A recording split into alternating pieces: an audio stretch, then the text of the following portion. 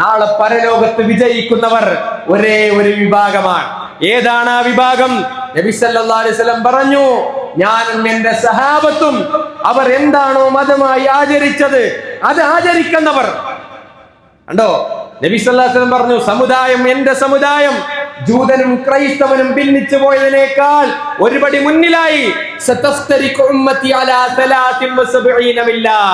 73 കക്ഷികളാകും, കുല്ലുഹും ഫിന്നാർ. കണ്ടോ, നബി സല്ലല്ലാഹു അലൈഹി വസല്ലം പറയാണ്, 73 കക്ഷികളായാലും എല്ലാരും സ്വർഗത്തിൽ തന്നെ നല്ല പറഞ്ഞത്.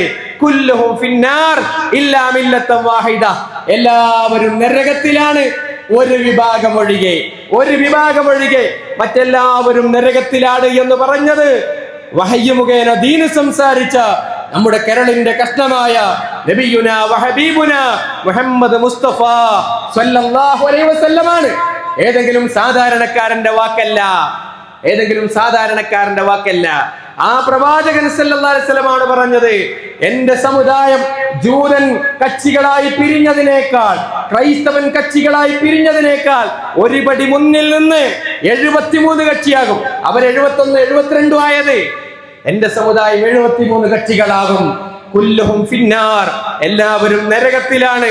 ഇല്ലാ മില്ലത്തൻ വാഹിദ, ഒരൊറ്റ വിഭാഗം ഒഴികെ. ആരാണ് ആ വിഭാഗം? ഏതെങ്കിലും സംഘടനയാണോ? ഏതെങ്കിലും ഗ്രൂപ്പാണോ? അല്ല, ഒരു നിലപാട് സ്വീകരിക്കുന്നവരാണ്.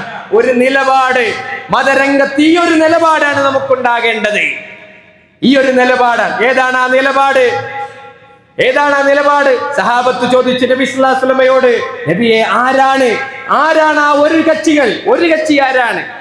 ഒരു വിഭാഗമല്ലാത്ത എല്ലാരും നരകത്ത് പോകും എന്ന് പറഞ്ഞപ്പോൾ സഹാബത്ത് ചോദിക്കാണ്, ആരാണ് നബിയെ ആ ഒരു കക്ഷി? സ്വർഗത്ത് പോണ ആ ഒരു കക്ഷി ആരാണ്?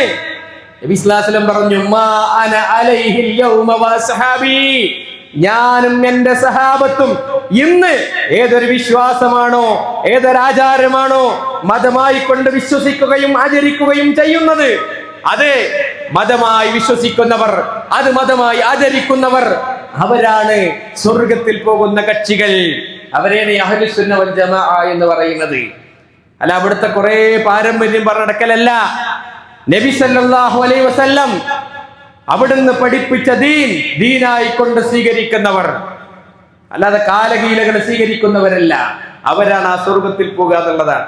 അതാണ് പ്രിയമുള്ള ഒരു മതത്തിന്റെ നിലപാട്, അതാണ് ദീനിന്റെ നിലപാട്. എത്ര കക്ഷിത്വങ്ങൾ ഉണ്ടായാലും, എത്ര ഗ്രൂപ്പുകൾ ഉണ്ടായാലും, ഈ ഗ്രൂപ്പ് ഒന്നും എനിക്ക് വേണ്ട എന്ന് പറയലല്ല.